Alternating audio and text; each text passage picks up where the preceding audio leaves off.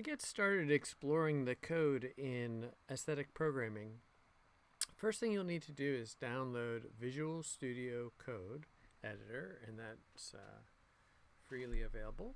So you'll download that, and then we need to add something to it. So you'll go to this button here, the extensions, and you'll look up this one, p5.vs code. That's one that I found that's fairly straightforward, and you'll install that. And once that's installed, it's going to allow you to create new projects in Visual Studio that are p5.js projects.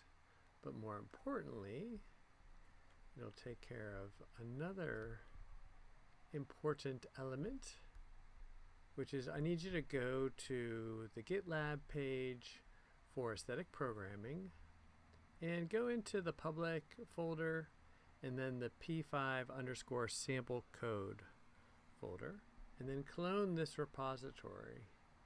So you're going to have a button over here marked clone, and I like Visual Studio Code HTTPS. That's pretty straightforward for cloning it. You could also download if you wish. And then once you clone it,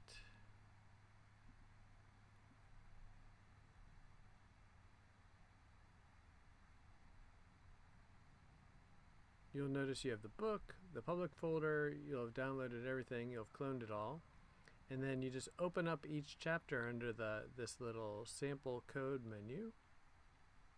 And you'll notice that you get the sketches for each example from the book.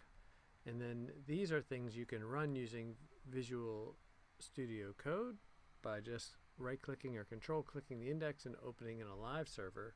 And that'll show you how that code would appear in a browser. And then, of course, as you're reading the book, they encourage you to explore the code and to, play with variations on it. So for this ellipse one, you might create a different size canvas or try different amounts of randomness.